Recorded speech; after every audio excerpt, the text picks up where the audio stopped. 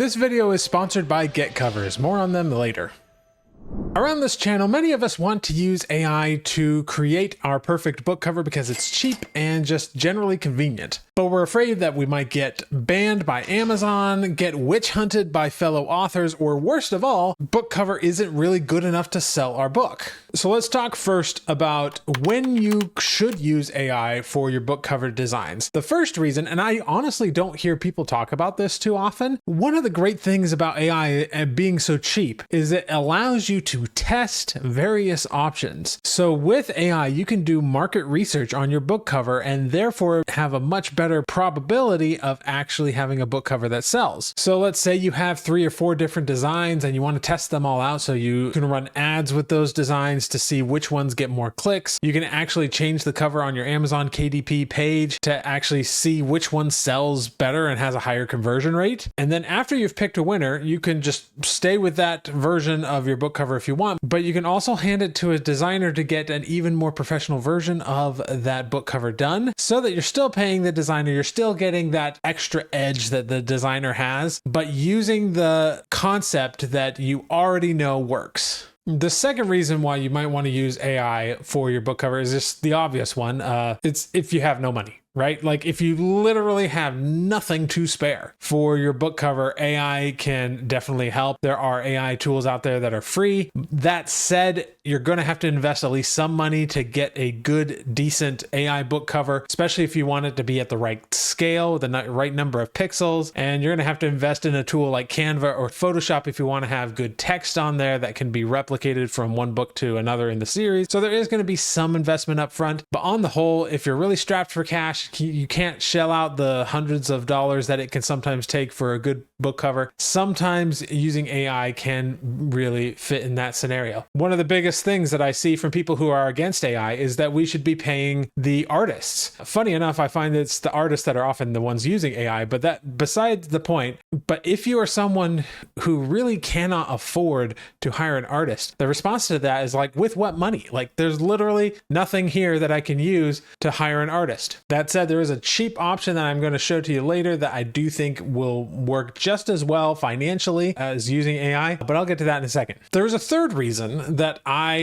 use AI sometimes. So if you don't know, I actually do pay artists most of the time for my covers, but there is one situation where I don't, and that is if I am doing a whole lot of side projects. Now these side projects can take a lot of different forms. I do a lot of public domain books, for example. I might also have lots of little short stories that I release for free to people on my email list, stuff like that. I don't necessarily want to get a full professional cover for every single one of those, especially the public domain books, because I can put out multiple public domain books a week. And if I had to pay even a low like $200 for each of those, that still adds up to be way more than it's worth it for the cost. So what I might do in that situation is if I wanted to pay an artist, I might ask for a template that I can use and then swap out certain things out of the template. So change the text and the title and the author and stuff like that. And also maybe have a little area of the template where I could swap out a AI image just to kind of keep it consistent, but also have a little bit of diversity inside of all of the different public domain books. So anything where you're producing more books than you could possibly afford to get covers for all of them, that's a good situation where you might use AI. The fourth reason is a fun one, but it's if you are a designer. Like if you are a designer and you're really good at what you do, you understand the core principles of design and color and all of these things, then knock yourself out. You can absolutely use AI in your process because you know how to use it right. For me, let's take coding, for example. I know AI can write decent code, but I know absolutely nothing about coding. It's not something I've studied. I never really went into it in college. It's just not for me. I could get AI to write the absolute best code ever that would be for like some software that could make me tons of money, and I would have no idea what to do with it. I would not be able to take it. I would not be able to edit it. I would not be able to run it. Like I just have no idea. And I find that this is often the case when it comes to AI art and AI writing. It's the people that actually understand art and writing that are benefiting the most from the use of these tools. I knew a comic book artist who thoroughly embraced AI because she was able to train a stable diffusion model on her work and was able to get simple things like backgrounds to her subject. So she would draw the subject and then she'd get AI to generate the background behind the subject, and it would save her hours and hours of time while still being very very much her own creation. But someone without an artistic background would have no idea how to do the things that she did. And so if you are a designer or a writer, then you can absolutely use AI in your thing, because you're not necessarily creating it out of whole cloth and just saying, this is good. You're applying your own industry knowledge to the thing. And chances are you're only going to be using little pieces of the AI images and things like that just to get the right asset that you need, maybe a certain type of suit of armor or whatever it is that you need. And I know a lot of designers are doing this because there's only so many like models that you can find on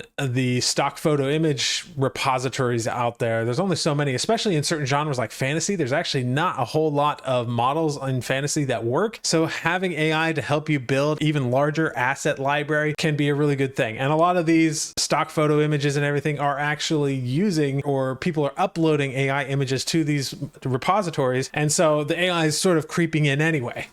But even though AI is capable of doing quite a lot, I see so many unfortunate book covers that are just awful and very obviously done by an amateur designer. And one of the biggest tells that it's an amateur designer that used AI is that the image itself might be really, really good, but the type and the lettering looks just absolutely basic. And there's also other design principles that aren't really good, or you may be using an AI where it's kind of obvious that it's AI. You need to really understand your prompting to get something that looks authentic and genuine. And if you're really not a prompt engineer with AI, you might have some very basic, very generic AI art for your book cover. And I see a lot of these covers that I'm like, like that would not sell. And it's not great. Which leads me to talk about the sponsor for today's video, which is Get Covers. I've talked about Get Covers before. They are one of the only sponsors that I allow for this channel. And that is because they provide, I believe, some of the best possible value in a book cover for the price. In fact, if you are strapped for cash, it'll cost you about the same to get a book cover with Get Covers as it will to get an AI art subscription. But you get the added value of having a designer that actually knows what they're doing and are able to create something rather cheaply and quickly. They also understand the genres that you might be going into better than you do, likely, so they know what sells and what doesn't. That's one of the big downsides of authors trying to do their own art, even using AI. And they also offer a lot of design extras in addition to book covers. So things like audiobook cover designs, marketing materials, logos, that sort of thing. The same people that make Get Covers also have another website called Miblart, which you can also check out. That's Miblart. And that's where you go if you want an even higher quality version. That's usually where I go to get my own covers. They're a little bit more expensive, but the quality is still very, very good for the price that you have to pay. So whether you want the really cheap version with Get Covers or the more expensive version with Miblart, highly recommend that you go check them out. I will have a link to both below. And thank you to Get Covers for sponsoring this video.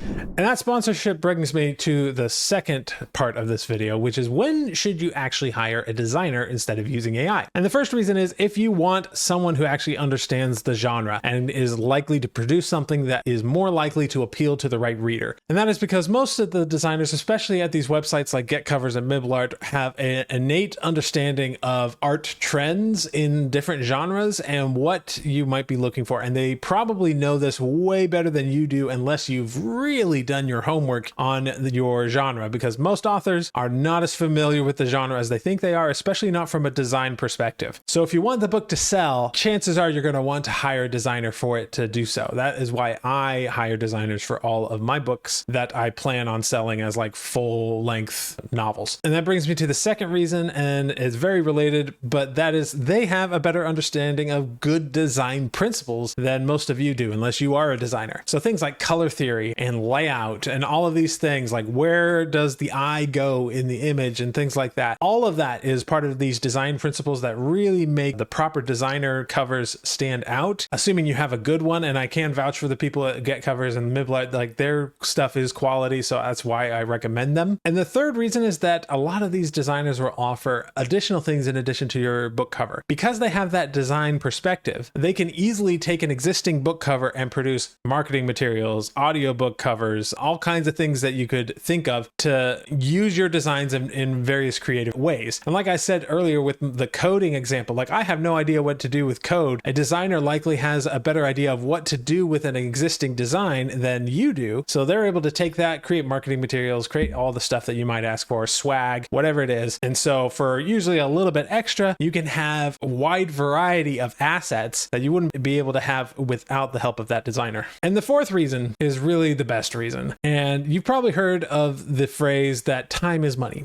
Well, in fact, that's not true. Time is infinitely more valuable than money because you can get more money, but you can never get more time. The time you have in your life is 100% fixed. And if you can hand off anything that you don't have to do or that someone can do better than you, it's often worth it, even if it costs money. You think of it as an investment that is giving you back more time, and not only more time, but less headache. I have found that it's just nice to not have to worry about things. And the more I'm able to invest in other people to do things for me and buy back my own time, the better I feel because I'm able to focus more on the things that I love. Now, of course, when you're just starting out, you might not have a lot of money. That might not be an option. That's okay. But as you go along, as you start to earn more money, you should be investing more and more of it into designers and other people that can help you out. I can't tell you how much headache I gained by just hiring a virtual assistant to help me with my email. Shout out to Lindsay, you're the best. So make sure you go into this acting like your author business is a business. And as part of that business, you need to make investments. The best investments you can make are in other people who can do a job better, more professionally than you can. And book covers is one of those first things that I would absolutely outsource to somebody else, because even with AI, it's very difficult to get it to that highest level of quality that a designer can do. And so that is why I personally choose to hire a designer for every single book cover that I produce, except for